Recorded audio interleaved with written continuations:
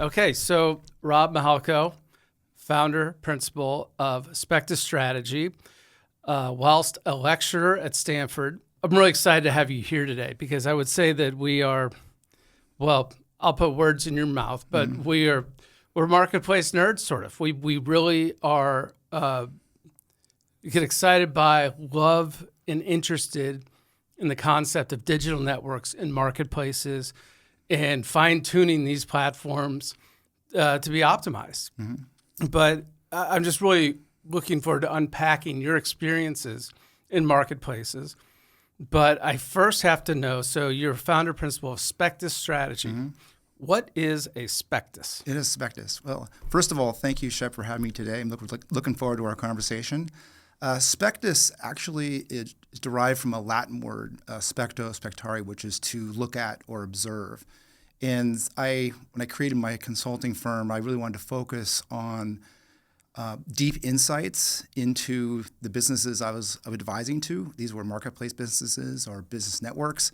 So having that unique insight to make good decisions was sort of important to me. So I used that as kind of the way to frame how my consulting practice was different. And did you know the word Spectus, or did you go looking for? You're like, I know what I want the name to be. I've got to go find the word. It was more the latter. I studied Latin in high school, and so I had a thing for Latin-derived words. I think they just have a uniqueness to them that I really liked, and so I was kind of going in that direction. And so I was thinking about insights, Latin words that related to that concept, and so I just did some searching and kind of came up with that word. And if I'm correct, there's not a J or a W in the Latin alphabet. Is that correct? I don't believe so, no. I don't think there's a K either. No Ks. Yeah. So did you find, they always said in high school, they're like, if you know Latin, the SAT is going to be much better? Well, that was probably one of the reasons why I took it. Okay. But I loved the topic. I thought I had a great teacher, and he really inspired us on not only the language, but Roman history and other things too. So it's something that always sort of resonated with me as far as that language and developing words around that. Yeah, no, it is interesting. I took Latin. I believe a student as I was a discipline. Is that what that? Anyway, doesn't matter. So tell me, what does Spectus Strategy do? Yeah, so it's a strategy consulting practice focused on digital marketplaces and business networks. I have about 15 to 20 years experience as an operator with digital marketplaces, and over the past few years, I've kind of elevated that experience to helping companies sort of across the industry on core strategy concepts, pricing, packaging, things of that nature to help them, if they're an early stage business, to sort of establish themselves in their markets, but if they're a growth stage business, helping them grow. Okay, you just said a lot. There's a lot to unpack in just what you're doing. So if a business is like one of the ones you just described, which is a marketplace that's maybe a startup or in a different phase of their life cycle, they would reach out to Spectus, you, and say, hey, come take a look at what we're doing, give us deep insight, share experience, and help us get us where we want to go. Is that fair? Yeah. I mean, at a very high level. People come to me in various ways, either through referrals, through my course, through other avenues. But generally, there's some sort of core problem they can't figure out. Marketplace businesses, anytime you have a network-based business, there's a lot of complexity to it. And oftentimes, they maybe tried a few things and they didn't necessarily work. And so they're looking for ways to sort of get over the hump, if you will. And so that's kind of where I come in to help sort of diagnose what's happening in their industry or in their particular market, and hopefully find a solution for them. And you don't have to name names, of course. You may if you like, but what are the types of marketplaces where you feel comfortable? And what I mean is, as you know and I know and many know, marketplaces come in all different shapes and sizes. Yes. And there are many different ways to structure either the flow across it. Is it one-to-many, one-to-one, all these different things. And then you have marketplaces that you can get Amazon, anything in the world really on there. Yeah.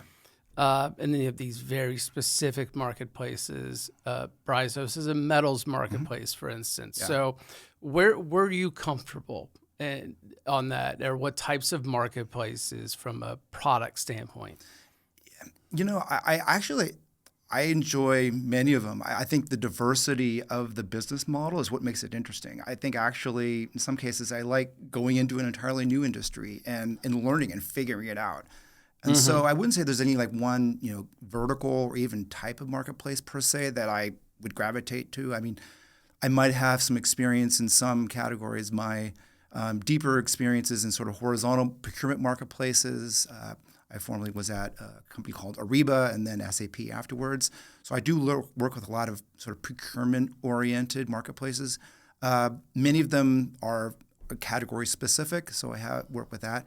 But I've also worked with a good number of consumer marketplaces in a lot of other industries as well. Services industries, travel, manufacturing, a whole range of different industries. So I think that's what makes it interesting. And as a business model and just trying to sort of take some of the concepts I develop and how generically and how to build a successful marketplace and then apply it to different industries. I think that's what really gets me excited. Can you define for me what a marketplace is? Yeah. So the way I define it is a marketplace brings multiple parties together on a single platform to interact with each other, exchange information, and ultimately conduct a transaction. That's sort of the flow. It's two or more parties. Some marketplaces have more than two different parties. But the idea is that it's a common digital platform. And the key thing, this is a digital marketplace. Marketplaces as a concept have been around for hundreds, thousands of years in the physical world. Right. But for digital marketplaces, it's creating sort of a digital place for different parties to come together. And why are digital marketplaces considered to be the most difficult things to do in a digital world? Like getting a marketplace to spin is not easy. What is that all about? I mean, I could chime in and tell you my thoughts here, but I'm interested in what you're thinking because the concept couldn't be more simple, which is a buyer and a seller are meeting somewhere to transact. And that somewhere is the marketplace. It's a platform.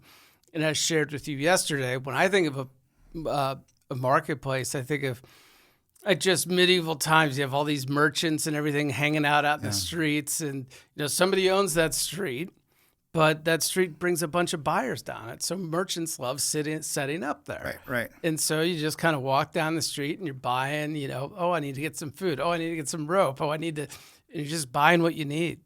And that's your marketplace. And so it's a simple concept. What is so difficult about these things? Yeah, it is contradictory. Digital marketplaces are probably the most complex businesses around. And the reason is that you have more dimensions, more factors. You have to get just right for the marketplace to work. In a physical marketplace, if you go to a street fair or whatever, you can look at the product, you can see the vendor, you can inspect it, and you can pretty quickly, you can assess the quality. You can do a lot of things in the physical world that don't directly translate into the physical world. You have to create sort of approximations or other things. So there's a whole range of decisions that marketplaces have to make to kind of just dial in all the ingredients that both the buyer and the seller have a good experience. Who can participate? How do what products legitimately should or should not be sold on the marketplaces? What is the customer experience? How do you handle trust? I mean, a lot of cases, you don't know who the counterparty is. How do you make sure that you're going to get good quality products or have a good quality service? These are all the decisions, scope, how wide, what sort of things should you do? Many marketplaces, what's called asset light, where they let the vendors or the marketplace participants own the assets. So in the consumer world, like Uber, for example, the drivers, most part own their cars, own the vehicles. Yeah. Uber does not own them. And there's a lot of decisions like that. So there's all these decisions that marketplaces have to make to get it just right. And I've seen, some marketplaces in some industries that just didn't quite get them right and just were kind of not really growing. And then others just right adjacent to it just made a few tweaks to their marketplace model, and then it started taking off. And so it's a real subtle thing to kind of get all those ingredients right. So what you're saying is there's a series of levers that marketplaces have. Let's provide the following: that there's a need for it, and that the products lend themselves to digital trade. Talked the idea of a brand new jet, is probably going to be a direct purchase from a plane manufacturer. Maybe not a huge need for a marketplace right there. So, assuming that the judgment was there to say this is the right product, and all that checks out, what levers exist for a marketplace to be successful? And as an example, product market fit, is an enormous lever, and it's a very hard one to push to get it. I say one brick at a time, and some bricks are heavier than others. Right. So what do you see as those levers, assuming they're in the right place? Yeah. So to get product market fit for a marketplace, again, it's, take, for example, just standard SaaS software. Like if you're designing software for, design software or an accounting software, you're designing for one customer that he has to use the product, and it's a fairly simple thing. So the first thing is that a marketplace has to design essentially two products. That there's one, at least if there's two major players, there's a buyer side and there's a seller side. Okay. They have to understand the needs for both of that. So right off the bat, they have to sort of dial in that, getting a good product on both sides. The first thing I look at from a product market fit perspective is, can you support sort of clean transactions? Can you present the offerings in a clean way so that when buyers come in, they know what they see a selection, they know how to determine their requirements, they can pass it on to the seller, and then the seller can accept that, and then the payment process is simple, and just the basic plumbing sort of work properly. So the first lever is just getting the transaction flow working from search and discovery to purchasing to payment. Then there's some other factors that marketplace have to figure out. They have to figure out, okay, how they make money, what is their monetization model, and getting that right. I've seen many marketplaces that will put in a pricing model that actually can stifle growth or doesn't quite work for one side or the other. So that's another lever, is getting the monetization model dialed in just right so that the reality is marketplaces need a good revenue stream to fund their business. So you need to generate revenue, but you also don't want to introduce too much friction. So let me jump in really quickly. The first one is just sort of basic plumbing for this marketplace, which how do we get from one end to the other? Yes. And then monetization being the next step. And you said that you've seen monetization strategies be implemented that thwarted their own growth. Yes. There are a lot of people out there trying to build marketplaces right now, undoubtedly. What were some that thwarted growth, the model that you saw? And do you think that model that they installed would probably thwart growth across any type of marketplace? Is there a common thread as far as don't do this? Yeah, monetization is very market specific. So there are many different models. There's subscription models, there's commission models, there's service fee models. Some even use advertising. There's a variety of different sort of monetization models you can use. And so, given the dynamics of your marketplace, any one may make sense. I always talk about minimizing friction. If you want a successful marketplace, you got to keep finding all the friction points to remove. So what is friction? I mean, people are very physical. We're probably thinking pulling rubber down concrete. That's super high friction. What are you talking about when you say marketplace friction? Yeah, it's like a consumer adoption and behavior of the product, right? If there are barriers, if there's too much choice and you can't decide, that's friction. If the pricing is such that, okay, I got to think about this, maybe I'll come back tomorrow.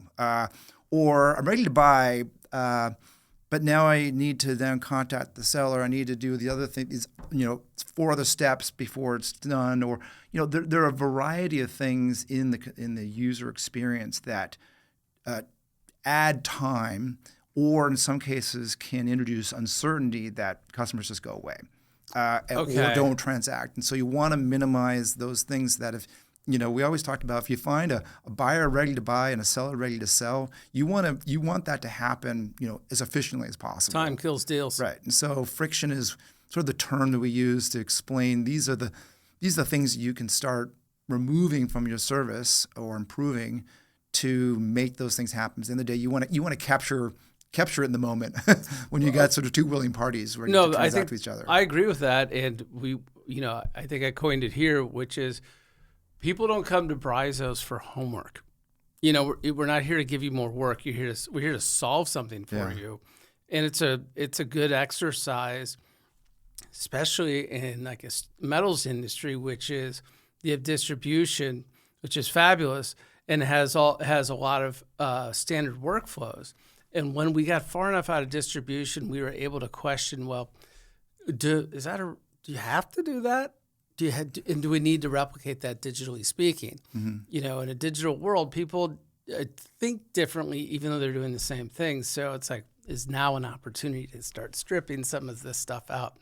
But let me jump back. So the levers, you said the plumbing, the monetization, and what else can a marketplace do to optimize and get this thing rolling? So the other thing is I call policies and governance. Like what are the rules of engagement? How do buyers and sellers interact? What is behavior that is acceptable? What is not acceptable? And if something bad happens, what do you do about it? If you're selling illegal items or other things like that, you want to make sure that you're providing some guardrails so people have a good experience, sort of what I call the rules of the road.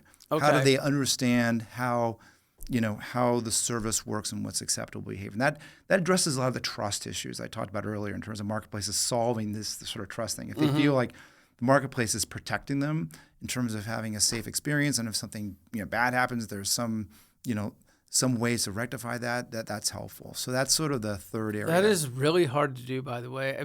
For someone who hasn't built a marketplace before, to sit down and create the rules of the road or the guardrails or the house rules, that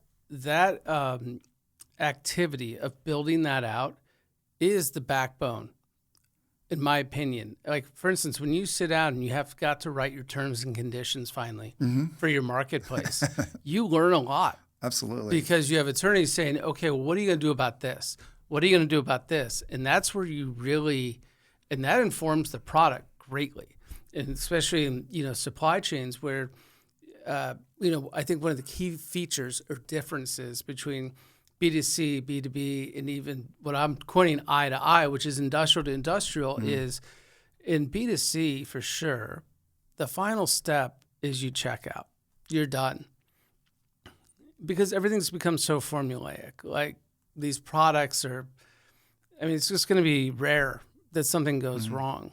And but I'm saying I to I, industrial to industrial, that's when the transaction kind of begins. Right. Is at checkout.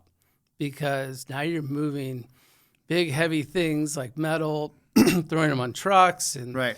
There are variable lengths for different products, and maybe you ordered 20 feet and got 18 feet. And the product experience hasn't finished yet. Right. And so what I'm tying back to is when you do your terms and conditions, they're like, their attorneys are like, well, what are you going to do if this happens, if this happens?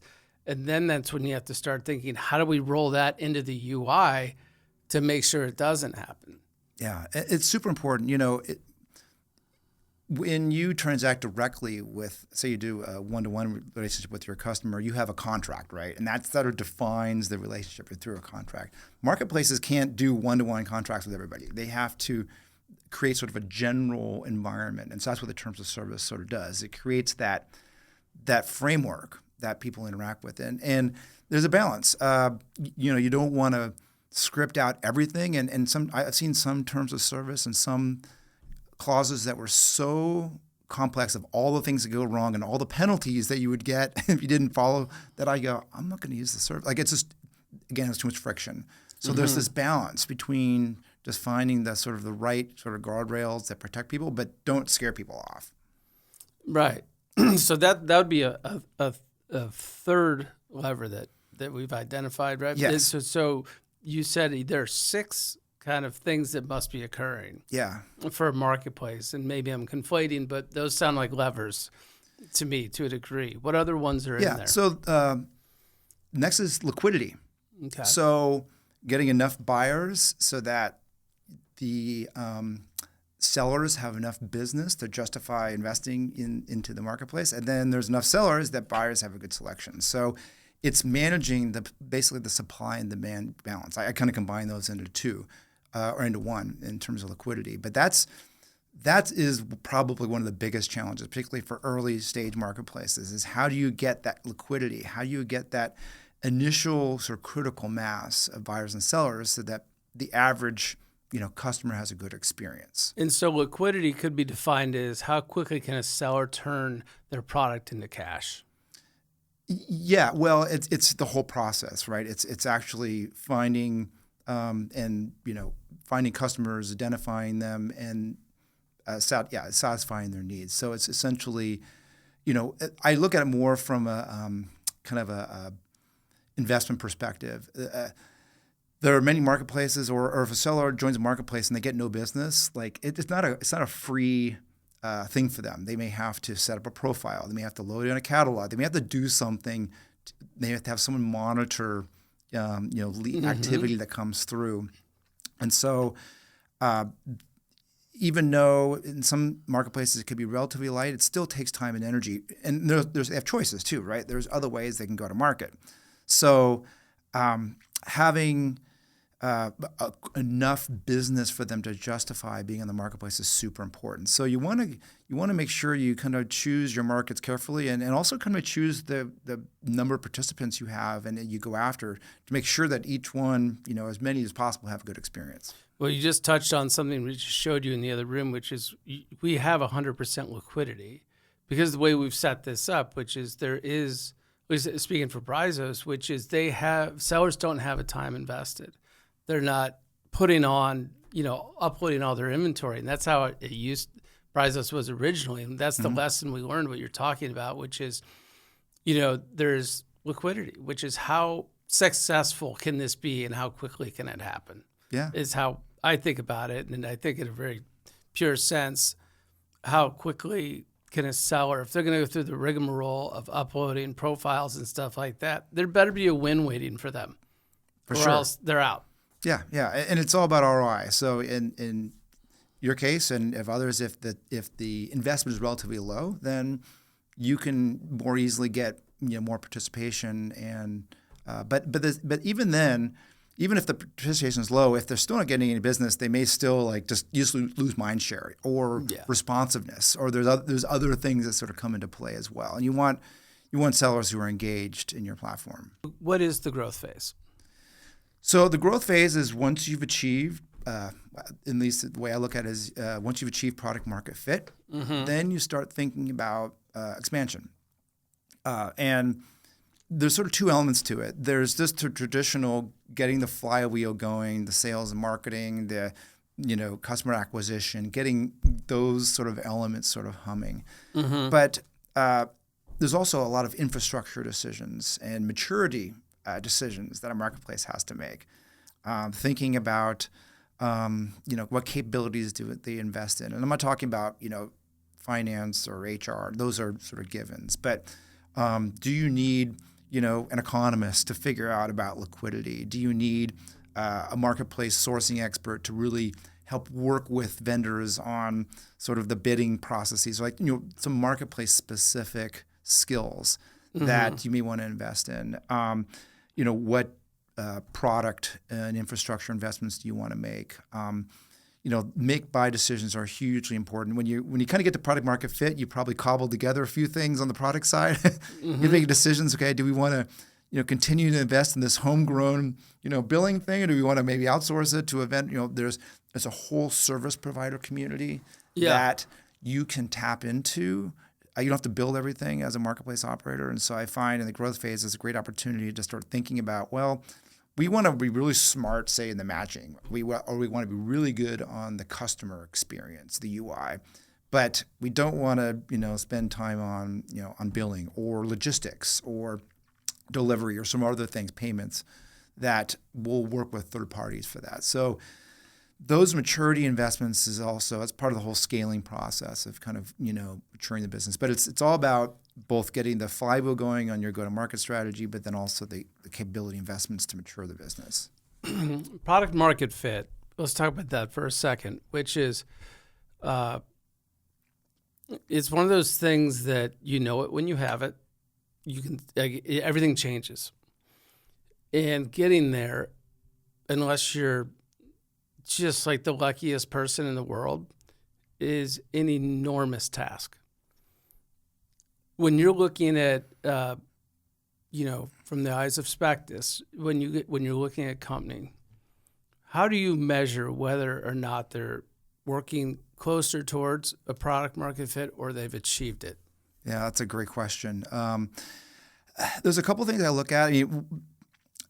I agree with you. It's one of those things that that just at a visceral level, you can kind of know it when you sort of see it. Like you start seeing, I talked about that flywheel, you start seeing growth happen that's more organic. So one of the things I look at is organic growth rates. Like what percentage of your customers do you have to acquire the traditional way versus are happening organically in one form or another. It could be through word of mouth. It could be there's some viral components to the network. It could be that the counterparties, bring in their. I've had a lot of situations where some sellers love a marketplace and they'll tell their customers, "Hey, I want you. Can you get on this business on this marketplace too? Like, I really like this experience." So you'll see the pull from the counterparties of bringing people in. So, I really look for sort of organic growth rates as sort of one of the key things. Also look at customer sat. It's sort of straightforward, but you'd be surprised. I asked a marketplace, what's your customer sat or what's your NPS score? Which side is that from? They go, which is the buyer side? I go, what's your seller NPS? Well, we haven't measured that yet. And really? So then we'll say, well, let's look at both sides. And so I'll find sometimes where there's a bit of a mismatch. And I go, well, you may not have product market fit yet. You may have it on the buyer side, but you haven't really solved it yet on the seller side. Then I look at some of the, the third thing I look at is retention rates, churn. Okay. How much are people staying in the service? And so if I see high churn rates on one side versus the other, that could be a problem that they may not have product market fit yet. Have you seen marketplaces that you've maybe weren't directly consulting on, but are finding verticals or segments that you just like, that's just never going to happen there, where you're just like, I just don't know if a marketplace can exist there.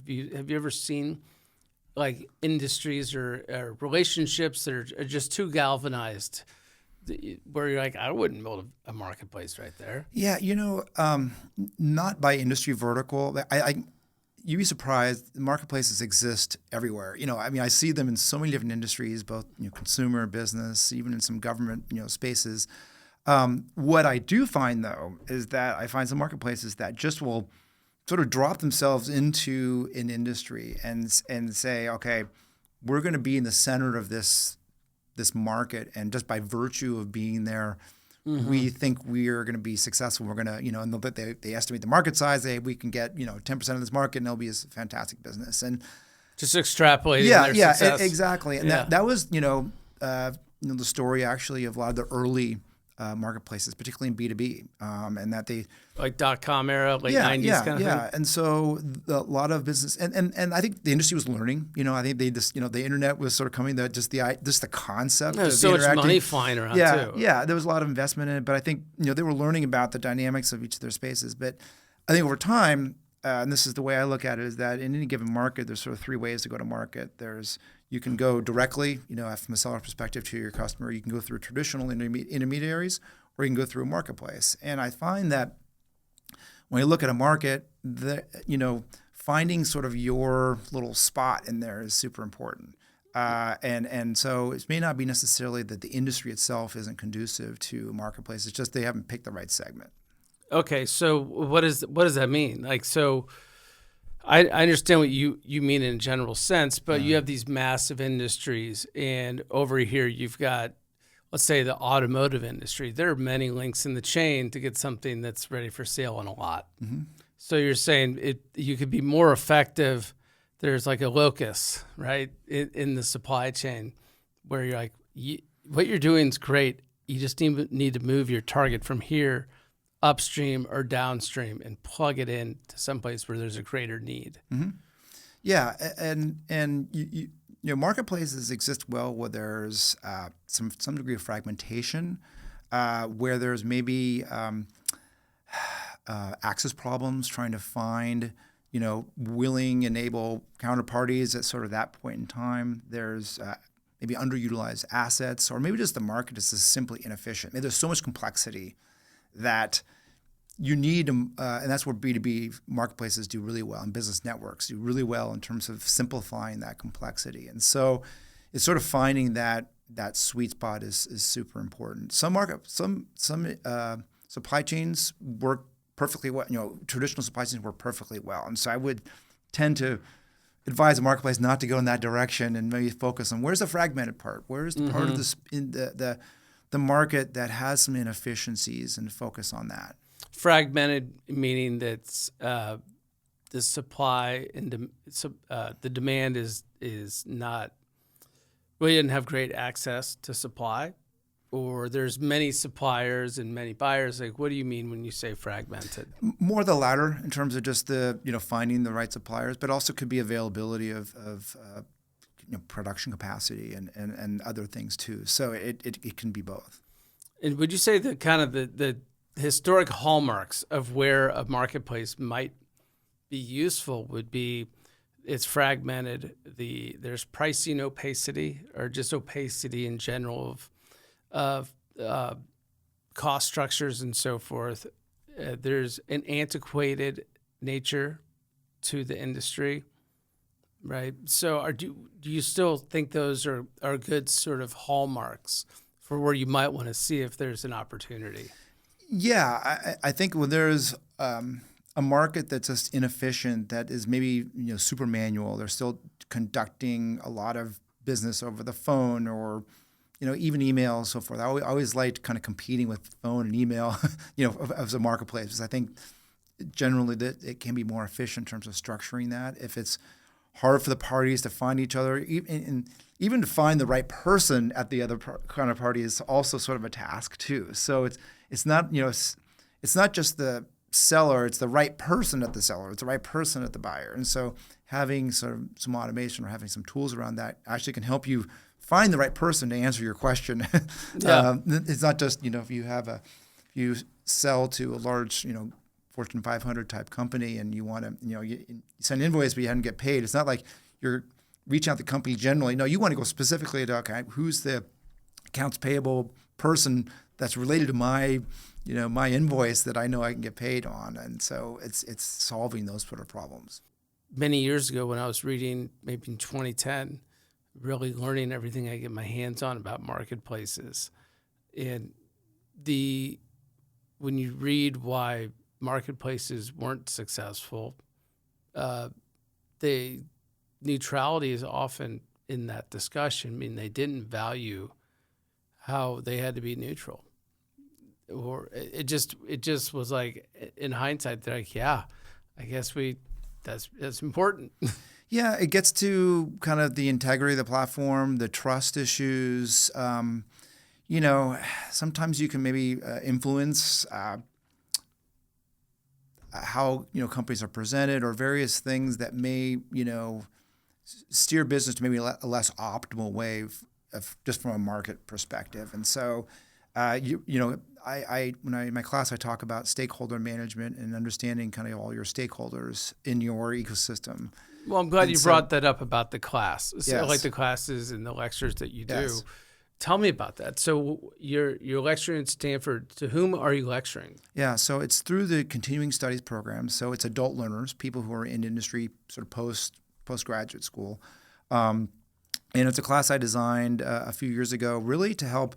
I talked about my Ariba experience. There's a ton of trial and error that we went through to try to figure out how to get the flywheel moving and build the business. And so I felt that there was a need in the market to help educate others who are on this journey. And if I can impart some of my learnings from things that worked well, and also tell them about things that didn't work well, that could be helpful to the industry. And so and plus intellectually, I just think it's a really super interesting concept. So I designed the course and I teach it to that program. I also do guest lecture at the business school, Stanford's Graduate School of Business, on sort of my equivalent to my class for the business school students, and I talk about some topics there with them as well. So, but the primary focus of my energy is on the adult learner side. So I get people who are entrepreneurs themselves. Maybe they're in larger corporations. They're looking to build a marketplace business, maybe a head of strategy or something like that. Like within the business itself? Yes. Okay.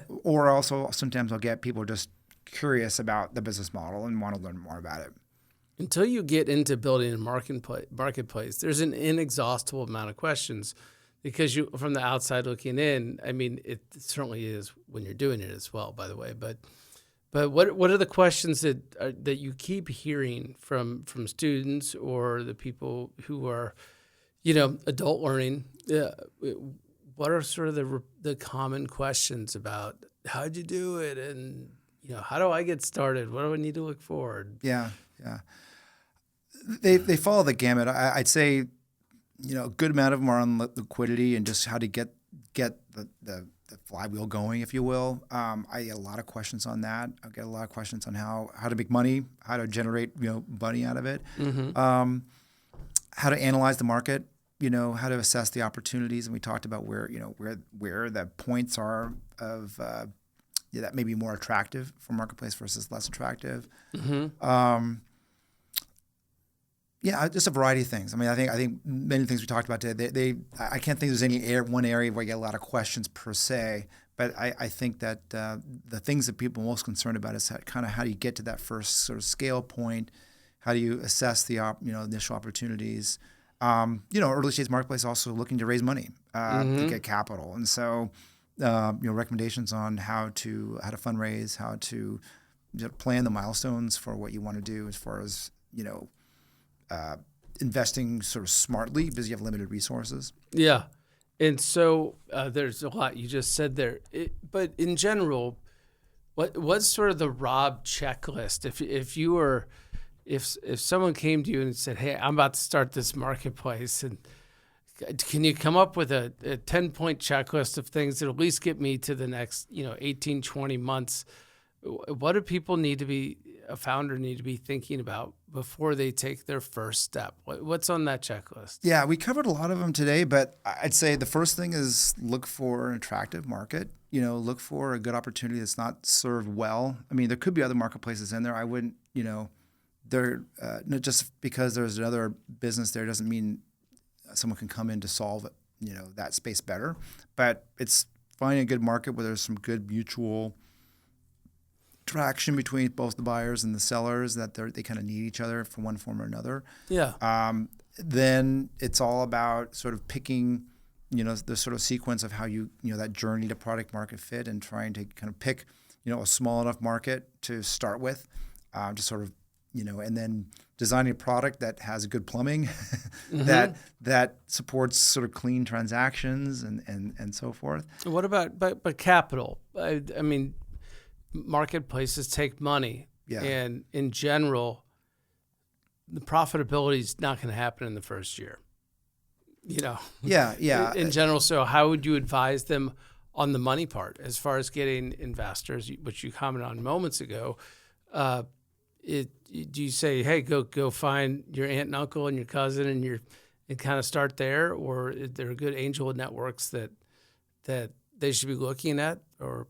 Yeah. So, like for many startups, there's a sort of a sequence. Yeah, usually in the early phases, it's friends and family or some supporters who kind of buy into your vision. You don't have a product yet, so you're selling a vision. So it's getting people maybe know you, know your track record a bit. That's sort of the first phase. Then I say the next phase, there's people who are maybe have some familiarity with your industry, and so, or familiarity with marketplaces, or familiarity with these types of businesses that will make early stage investments. Those are more what we call seed investments. And so there's a community of seed investors that I would look at sort of the next phase. And usually you can take those, pretty far along until you're kind of, hit product market fit. And then you start getting more of the institutional investors, either venture capital or strategic investors or others to kind of help you get to sort of the later phases. Go blow it out. Yeah. Yeah, but you want to be measured about it, but I always tell founders, give yourself some milestones and sort of, raise money to those milestones. So it's very clear kind of what you're shooting towards. Yeah, I mean, there's huge danger in if you're going to start a business, you have to be so mindful of the cap table, and not for I'm not talking about like greed reasons. I'm talking about you can make it not worth it pretty quickly if you're not paying attention to, just don't go raise a ton of money just because you got some high valuation and you have all this money now. The concept of down rounds are very real. Yes, happens absolutely. all the time. And most recently, because at the top of the market was 2022, and VCs were throwing money at huge valuations. And now you kind of got this wood chipper situation that's going on, which is great value for those who didn't do it because they can pick up those businesses or own some portion or an exaggerated portion of them because now that company needs money badly. But I don't know. What are the? I guess would you agree with that? Is what I would say. Absolutely. I think you need to scale your investment capital to the size of your business, and you can get over invested, and at some point things can sort of not get to the point where it's difficult to raise even more capital if you've kind of over invested. So I agree with your general premise that I think it's super important to kind of scale proportionally just the maturity of your business and not be too aggressive on the investment capital. Yeah, because if you can't sustain it, then you might run into some problems at later stages. Yeah, you may likely run into problems later stages. Yeah. So let me ask you. So you've got your lecture in Stanford, Spectus Strategy. What else are you doing right now, or parts of your journey that you think were informative of where you are now? Yeah, so in addition to my teaching and my consulting practice, I do angel investing as well. So some of the early stage businesses. I started my career in finance, and so I sort of enjoy the financial planning part of things. And so I like working with early stage companies on that part of their journey as well. And it kind of complements my my consulting practice. When I invest, I typically add value in terms of some strategic guidance in one form or another. So it's usually a bit of a package deal. So those are, I think, sort of that's the other element to what I do. And how is the startup marketplace businesses as far as, are there a lot of marketplaces being started right now that you're seeing? Yes. Yeah. I mean, on the one hand, there are a lot of marketplaces out there, and the model has been proven in a lot of spaces. And I think in some ways that's a good thing, because I think more people, and when I say people, just either consumers or businesses, are getting comfortable with the marketplace model. So more and more companies are finding opportunities in verticals that didn't have a marketplace or maybe weren't well served. And so I see marketplace activity in lots of different places, again, both consumer and business. So I still think I'm very optimistic about the industry at this point.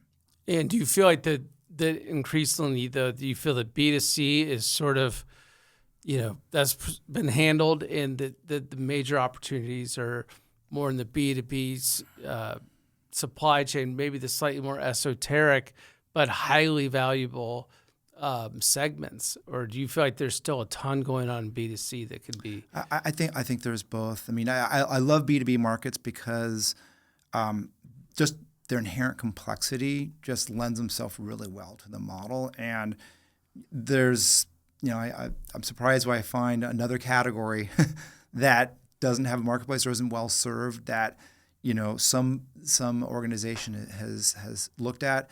And so the B2B categories, I think, are going well, and they often are category specific. I mean, occasionally I do find some companies on more on the infrastructure side, supporting marketplaces, supporting business networks or B2B transactions kind of horizontally, as Ariba did. Mm-hmm. But I think more of the action is in sort of vertical specific areas. But in consumer, plenty of opportunity, particularly in the services area, labor markets. Marketplaces follow a lot of consumer trends, a lot of macro trends, and so people's interest in sustainability and health are driving new solutions that are coming out there. So I find opportunities in a lot of different spaces, both just because maybe they weren't well served, but also just because consumer trends are changing, and so marketplaces are forming to meet some of those needs. And let me ask, in wrapping up here, which is Spectus Strategy, how do people find you and find out if maybe what you're doing is a good fit for them? Do you have a website? Do you have other things that they can look at? How do they get in your class at Stanford and do that? How do they find you? Yeah, so probably the most direct way is through maybe LinkedIn. I do have a blog. It's called the Marketplace Economy blog, and that's kind of my sort of voice, if you will, of some of the insights we talked about today, or kind of or some of the blog articles are featured in there, and some other insights I have about the industry. Yeah. Those are probably the two sort of most public ways that I sort of talk about my business. Okay. Well, I want to thank you for coming in today because this was a great marketplace discussion. And it's, I think, an ongoing discussion because you said there are many that are starting, and finding each one has its own special superpower that it's figured out that makes it work. Yeah, I think it's that's fun to watch. Yeah, I'm an enthusiastic observer. Getting back to observing and looking at the industry, I'm just constantly amazed at the innovation that goes on. The history of marketplaces is tracks very closely to the history of technology innovation. As technology trends have evolved through, computing technology, internet technology, mobility, e-commerce technologies, marketplaces drafted off of those and pushed, those technologies forward. And looking forward to some of the new technology, obviously, AI is a big driver of that. New device platforms that are potentially coming out. I think the marketplace model is going to adapt to those new technologies, new computing environments, and I think there'll be marketplaces that have not even thought of today that are going to be the marketplace of the future, and that's what gets me excited about the industry. I think that's absolutely right, and AI being what it is, people are trying to figure out if it's friend or foe, but either way, it's here, and it's only going to get, I guess, better as time goes on, and the more time we put into understanding its capabilities, the more time we're putting into seeing how we can benefit from it as a society and creating these great marketplaces and whatever else may spin out of it. I mean, we're all aware of perhaps what the dangers might be of it, but there's a lot of great stuff too. And how do we harness that and make it work for us? Yeah, absolutely. I mean, I think one of the themes we talked about is just, marketplaces are complex businesses. They often generate a lot of data. That's a good environment for AI to have, be able to help solve maybe more complex problems that maybe the current technologies can solve today, but maybe AI can maybe perhaps either solve differently or solve better. And so I see a lot of interesting applications of AI with marketplaces, both in terms of just improving their operational capability and ability to scale, but also providing some unique capabilities, new to the world offerings, maybe in the design area or improving matching, things like that. Like I'm finding they're getting into some of the core, marketplace design elements we talked about earlier as well. So I think that's super exciting. It is exciting, and I guess there's a reflex to sort of put one's head in the sand on that. Because if you're building one, like, I don't want this here, but you absolutely do want it here because now you're able to do things that maybe you weren't able to do earlier. Yeah, it's like with any technology, you have to see whether it's right for what problems you're trying to solve. I mean, when I say problems, like as a marketplace operator, what are the things you're trying to do to serve your customers, and is it going to help you do that? And I wouldn't pursue it for its own sake. I mean, you can do some experimentation on the side just to even figure out what's possible, because I think we're still figuring that out. But as far as actually deploying it, it's again, it's just another tool. It's another tool that at a marketplace operator's disposal to serve their customers. I agree on all fronts. I do. But thank you for coming in today. I really appreciate it, and it's been a fun conversation, and let's stay in touch on it. Yeah, Shep, thank you for having me today. I really enjoyed the conversation. Great. Thank you.